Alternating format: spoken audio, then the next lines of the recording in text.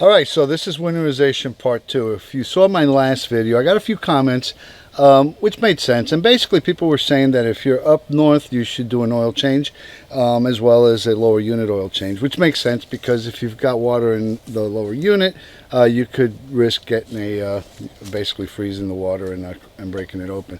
I live in the southern climes, so I prefer to wait for the 100-hour maintenance before I do the fluid changes.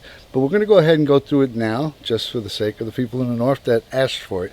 Now, I did get called out on one thing, and that is I was told I missed a Zerk in the last video, and they were absolutely correct. I did. I rushed through it and didn't get a chance to get to that one. So I'll do that one real quick, and then we'll go on to the oil change. And there's the third mystery Zerk. I'm just going to clip onto it real quick and give it a few pumps.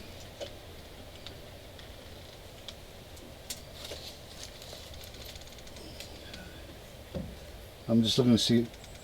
There you go. We got old grease coming out here, so that should be sufficient. And we'll turn it and clean off the excess grease. Actually, I'll just go ahead and clean off the excess grease now.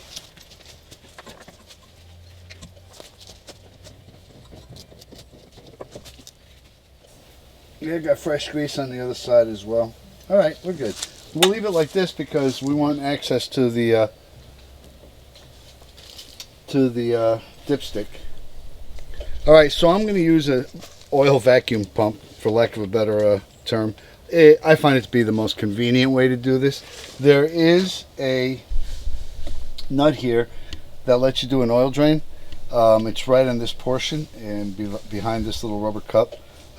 If you choose to drain it that way, you'll have to just tilt the engine and catch the oil as it comes out. You'll also have to replace the washer, which is one of the reasons I prefer doing it this way. I will change it that way once in a while just to get a new washer in there, but for right now, we're going to use the Four Uncles oil extractor.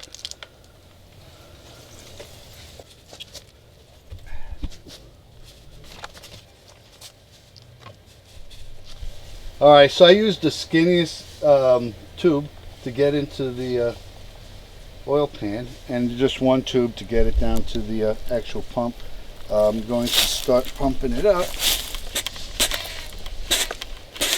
and hopefully we'll start getting some oil. Yeah, and it's starting to drain already. The other thing you can do if you've got compressed air, there's a compressed air fitting on here, and you can just give it a constant feed of compressed air and it'll suck the oil up that way. For now though,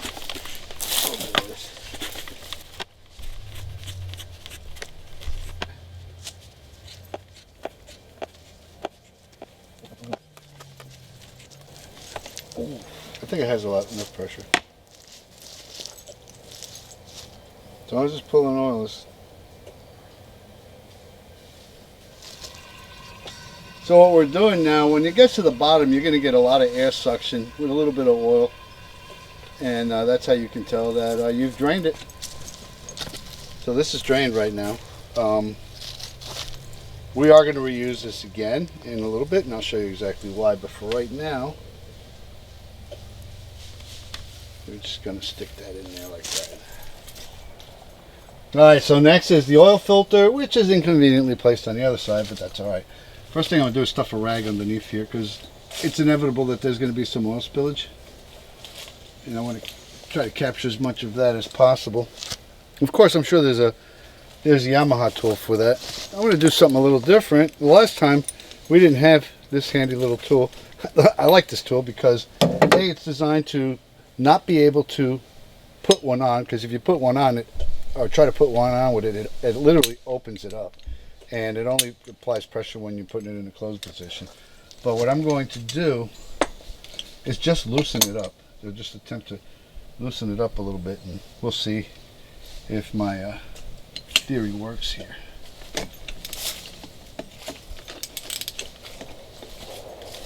Okay, so it's turning.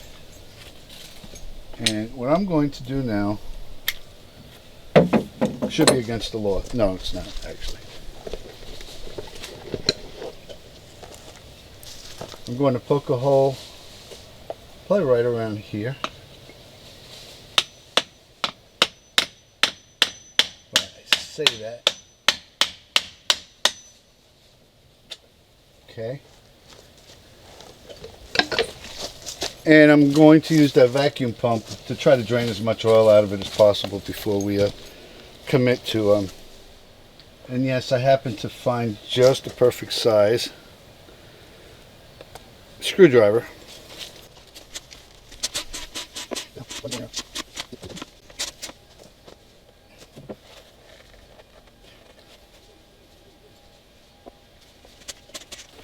And we are getting some of the oil out, so that's going to help prevent a lot of the mess that you ordinarily would get.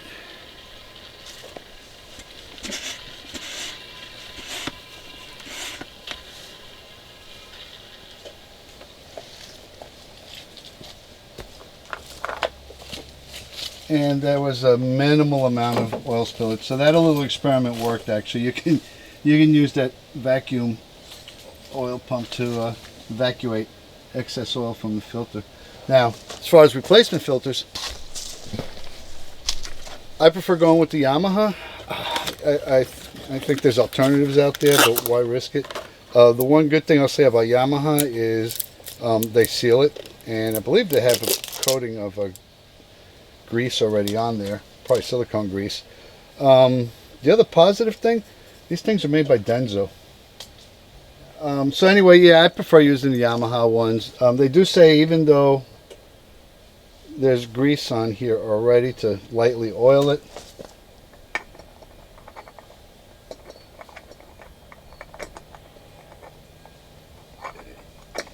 And then play with it till it catches. We're hand tightening this. I do that with all my oil filters, and that's all it should need. I'm actually really pleased at poking a hole on it in it, and using the vacuum oil pump minimized the amount of oil. Actually, no oil got out, so that was awesome.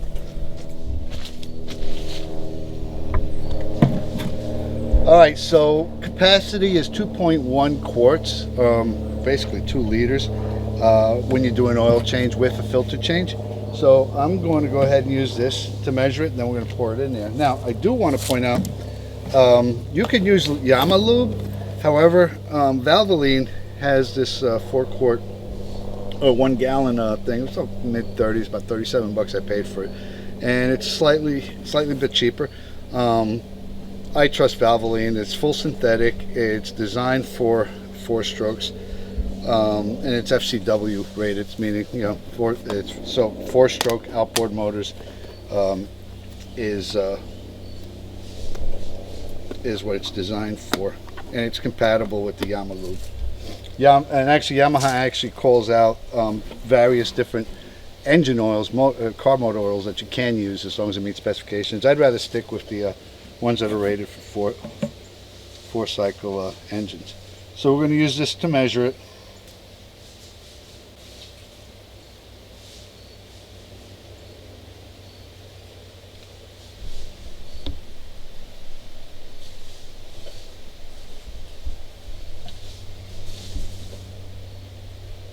Two liters, 2.1 quarts.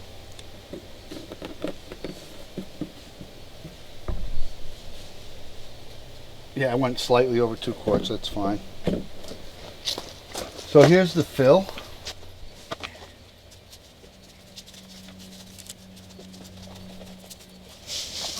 Funnel it. All right, so let's put the cover on this.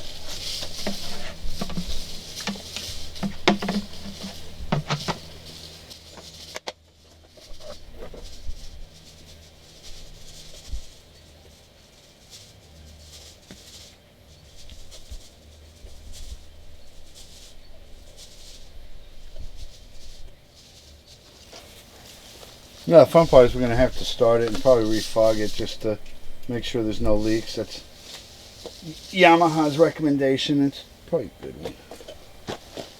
Slightly above the halfway mark here. I don't know if you can see it, but it's right about there. It is very clean. Alright, so we're going to do the lower unit, and then once we do the lower unit, we'll go ahead and start it, run it for a few minutes, refog it, and check to make sure that there's no leaks. So let's go ahead and get that done. All right, so we're going to do the lower unit. One good reason to do the lower unit too is that you can check for water intrusion, which can happen, hopefully not. But the way I like to do these is I start with the lower fill, the lower drain. I'll get that one first, and really nothing should come out until I get the top one.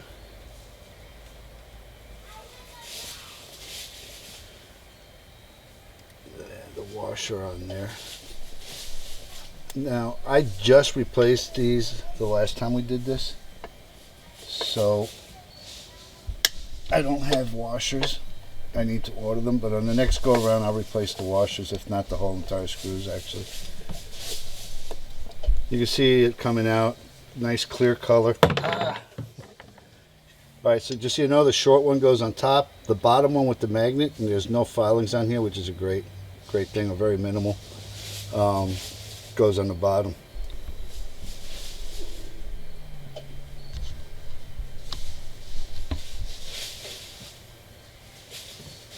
Yeah, there's no sign of water intrusion, so that's pleasing.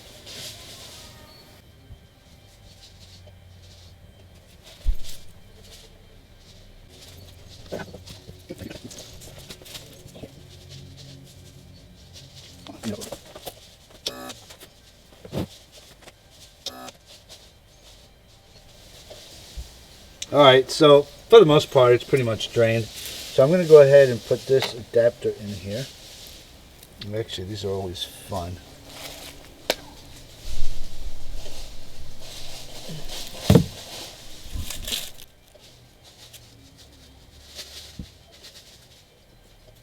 I hate doing that. But the swivel on these things don't really work, so you're kind of limited to it. So of course the bottom is the fill. Get it in there snug. Give it another turn. What we're going to do is we're going to pump it until we get fluid coming out of the top.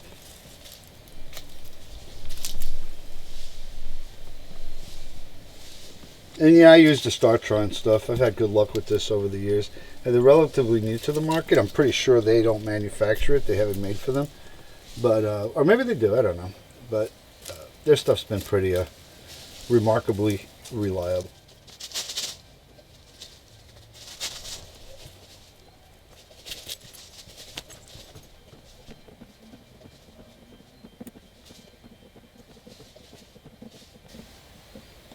Now I know why some people use the pressure containers.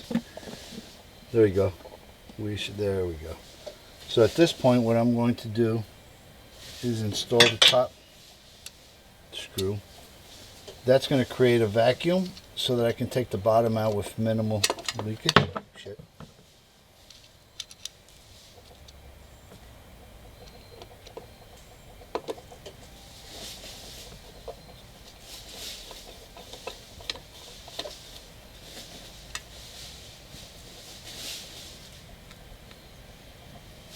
And then we're going to take the bottom out.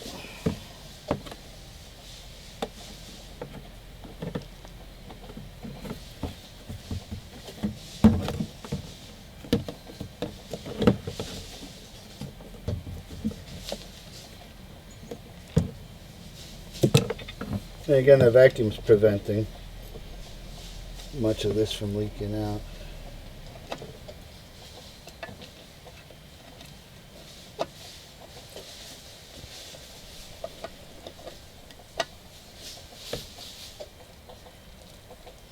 Okay, so that's done. One last check is we'll start the engine up, run it for a minute or two, check for leaks, do a final oil check, and we'll be done. And we're also going to refog it while we're running it. All right, everything's hooked up. I've got the fogger. We're going to run it for a minute or two and fog it while we're running it, turn it off. Then we're going to check the oil levels one last time, make sure nothing's leaking, and call it done.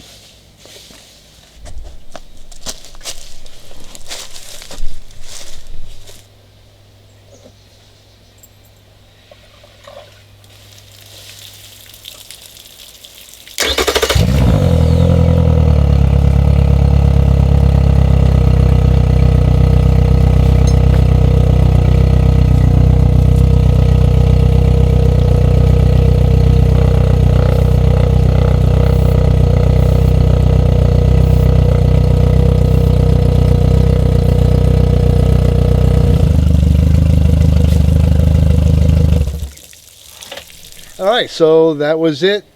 Part 2 of winterization. If you live in the northern climes, lubrication, oil change, filter change, of course, a lower unit change, and the third nipple for the grease pump. But anyway, hope this video has been helpful to you. If it has, hit share and like, and don't forget to subscribe.